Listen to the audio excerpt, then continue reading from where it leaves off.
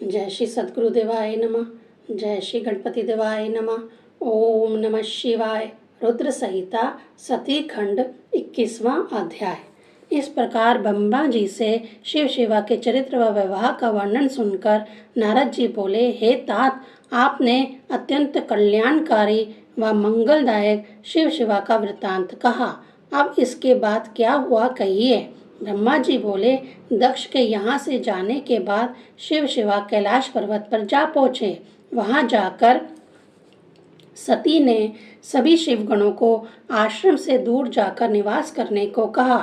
शिवजी ने भी सहज उन्हें जाने की आज्ञा दे दी तथा कहा कि संकेत मिलते ही शीघ्र उपस्थित हो जाना।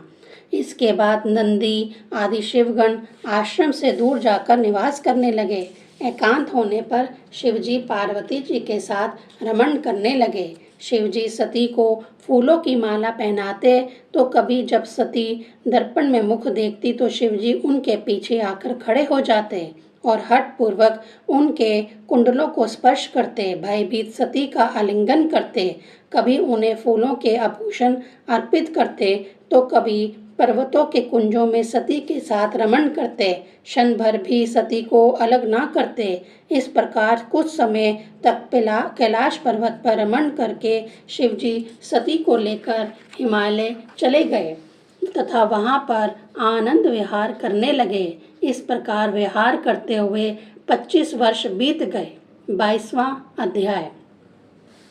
ब्रह्मा जी बोले, फिर एक बार जब वर्षा ऋतु आ गई तब कैलाश पर्वत पर बैठे हुए शिवजी से सती ने कहा, हे देव, वर्षा ऋतु आ गई है, अतएव अब हिमालय या भूलोक अथवा पृथ्वी लोक में जहाँ कहीं भी निवास के लिए उपयुक्त स्थान हो वहाँ चलें। सती के कथन को सुनकर सर्वज्ञ महादेव हंसकर बोले, हे सती, जहाँ पर मैं तुम्हारे साथ रहूँगा वहाँ मेघ नहीं आएंगे। वर्षा ऋतु में भी यह मेघ हिमालय के नितंब पर भी भ्रमण करते रहेंगे, आगे नहीं जाते। इस प्रकार यह सब जानते हुए भी आपकी जहाँ जिस पर्वत पर जाने की इच्छा हो कहे, किंतु मेरे अनुसार हिमालय ही उपयुक्त है तथा आपके श्रृंगार व विहार की दृष्टि से सर्वोत्तम है।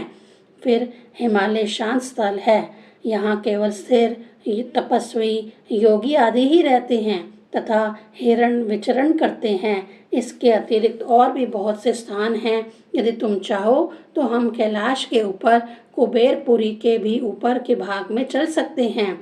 इसकी गुफाओं में देव कन्याएं रहती हैं। सुमेरु पर्वत पर भी सब प्रकार से योग्य है। अब जैसी तुम्हारी इच्छा हो वहीं चलें। इस प्रकार शिवजी के ऐसा कहने पर सती बोली, हे प्राण वल्लभ, मुझे आपके साथ हिमालय पर ही निवास करना भाता है, आप वहीं जाने का प्रबंध करें। सती के ऐसा कहने पर शिवजी उन्हें लेकर हिमालय के सबसे एकांत व शांत स्थान पर ले गए, जहाँ केवल प्रकृति की ही प्रधानता थी। मनुष्य व पक्षी का वहाँ आभास भी न था। वहाँ महादेव सती के साथ बहुत काल तक विहार करते रहे। इस समय वह सब तत्वों के चिंतन को छोड़कर सती में ही आसक्त हो गए थे। 23वां अध्याय। ब्रह्मा जी बोले, एक बार विहार के बाद शिव सती बैठकर बातचीत कर रहे थे कि शिवजी को प्रसन्न पाकर प्रसंगवश सती ने कहा, हे नाथ, बड़े तप के फलस्वरूप आप मुझे मिले हैं। आपसे विहार करके मैं कृतार्थ व संतुष्ट हो गई हूँ। अब मैं तत्वों में ज्ञान प्राप्त करने के लिए उत्सुक हूँ।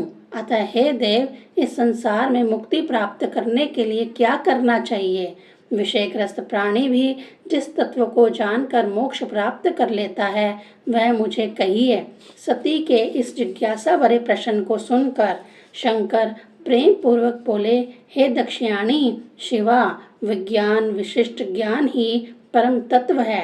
दूसरा सिमरण, केवल ब्रह्म का सिमरण ब्रह्म साक्षात परे है। भक्ति विज्ञान की जननी है। भक्ति का विरोधी कभी ज्ञान प्राप्त नहीं कर सकता।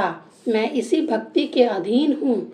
यह भक्ति द्विविध है, सगुण और निर्गुण। इसमें प्रथम श्रेष्ठ है, इसके भी दो दो भेद हैं। इसके आगे इनके छः छः और उनके अनेक भेद पंडितों ने कहे हैं। मैं इनमें से प्रमुख 9 भेदों का विवेचन करता हूँ। श्रवण, कीर्तन, सिमरन, सेवा, दास्य भाव, अर्चना, वंदना, सख्याता तथा आत्मसमर्पण सभी कालों में भक्ति की महत्ता स्वीकार की गई है। कलयुग में तो भक्ति विशेष रूप से फलदायिनी है। संसार से मैं अपने भक्त के सभी कार्य व मनोरथ पूर्ण करता हूँ। उसके सब दुखों को दूर करके उसके शत्रुओं का नाश करता हूँ। इसी भक्ति के कारण मैंने काल को तित्ते नेत्र से भस्म कर दिया था। इसी के वशीभूत होकर मैंने रावण का त्याग किया था तथा भक्ति के ही कारण मैंने दुष्ट व्यास को नंदीश्वर से दंडित कर काशी से निष्कासित कर दिया था। भक्ति के अधीन मैं कुछ पक्षपात नहीं करता, अपने भक्त की सब प्रकार से रक्षा करता हूँ। भक्ति की ऐसी महिमा को सुनकर सती मुग्ध हो गई। उन्होंने मन ही मन प्रणाम किया तथा भक्ति के ही विषय में श्रद्धा का महत्व पूछा। संसार के कल्याण के विषय में शिवजी से प्रश्न किया। इसके अतिरिक्त शास्त्र व उनकी महत्ता संबंधी प्रश्न पूछे। सती की इस जिज्ञासा व ज्ञान से भरे प्रश्नों से प्रसन्न होकर प्रेम पूर्वक वर्णन करना आरंभ किया। इतिहास, कथा, भक्ति, वर्णाश्रम, धर्म, राजधर्म, पुत्र व स्त्री आदि के धर्म, वेदों, शास्त्रों का पूर्ण रूप से विवेचन किया। इस प्रकार हिमालय पर विहार करते हुए ज्ञान संबंधी वार्तालाप भी किया। ओम नमः शिवाय।